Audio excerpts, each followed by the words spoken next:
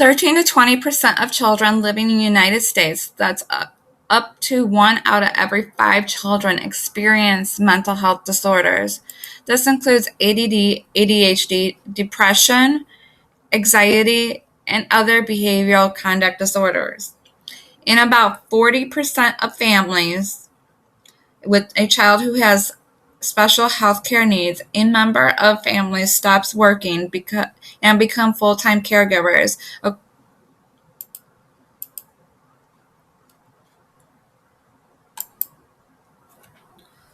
Now, the application to the social work practice.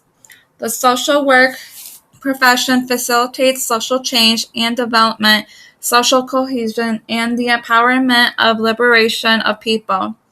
Principles of social justice, human rights, collective responsibility, and respect for diversities are central to the social work. Underpinned by the theories of social work, social sciences, humanities, and the indigenous knowledge of social work engages people in structures to address life's challenges and enhance well-being. This quote basically summarizes the social work's concern for needs, interests, and the well-being of people, including those in the special needs community, to identify together the outcomes they seek and preferred methods to achieve this. Social workers will intervene in a wide variety of situations. They are more likely to undertake their practice with people who are vulnerable and at risk, who are struggling in some way to participate in full society. Even as practice of social work seeks to be supportive, empowering, and enabling, there is also a need to ensure protection and safeguarding the vulnerable and the at-risk individuals. The key focus is on the needs and interests of well-being of the child. Part of this involves maintaining a view of the person in their own environment through the understanding of physical, psychological, and the cultural dimensions of their family, neighborhood, community relationships, as well as a wider political and social environments in which they have contribute to the person's marginalization. Social workers need to be highly knowledgeable and skilled to work competently and effectively. Social workers have to draw on a wide range of theoretical approaches with different people in different circumstances, assessing needs, planning, and intervening within this social environment. Social workers should work in partnership with clients, empowering them. Now, when working with special needs, it's important that the social worker be familiar with different needs and the challenges and just every aspect of their need of their client.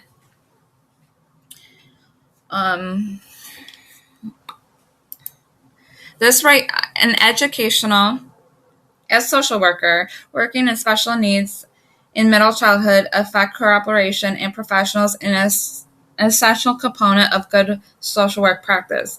In schools, one will partake in a child's individualized education plan, also known as an IEP. An IEP is a legal document that indicates a special education services a child will receive and why. An IEP will include children's classifications, placement, services such as one-on-one aids, speech therapy, occupational therapy, physical therapy, and as well as academic and behavioral goals.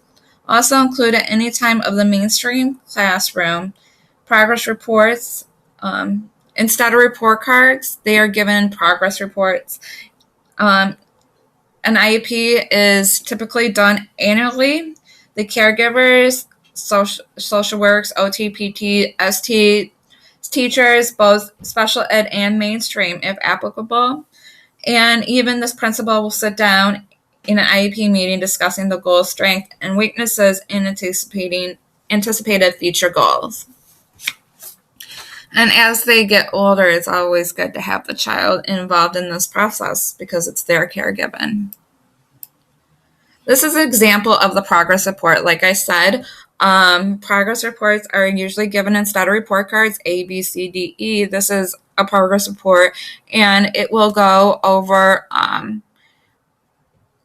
first, it would be the area of need. So there will be a page on every need and what goal. So this need is fine motor control. So the goal is to improve independence and accuracy with fine motor skills involved with self-care, pre-writing, and cutting. Any comments the teacher or the therapist may have. An objective, meaning for example, trace and copy, first name, correct starting point with visual prompt with a functional graphs. And the criteria. So she is meeting about 80% with accuracy, and then the progress. And then each term that you're progressing. Again, and here's another objective. And then here's the periods, 1, 2, 3, 4, and the progressing, whether they're progressing or not. Now, a person-centered planning. So in school, you have the IEP, and in the home, you have a person-centered planning. It's a process to determine the wants and needs of each individual with a disability, and then creates a customized plan of services to help them reach their life goals, have a high quality of life, and to live in the community setting of their choice.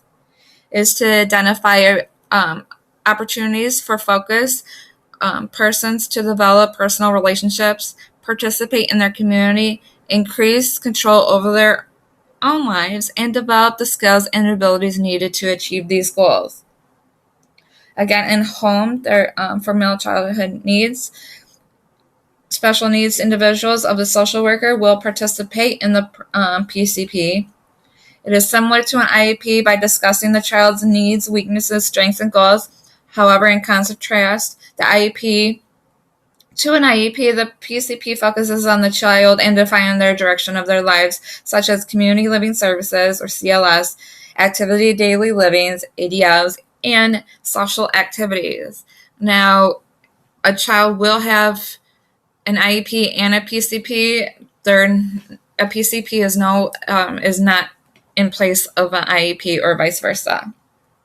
As a student trying to obtain a master's in MSW, it is critical that I develop a rigorous grounding in understanding of theories, models, and social work, such as knowledge help social workers to assess what to do, when to do it, and to justify decisions that are made.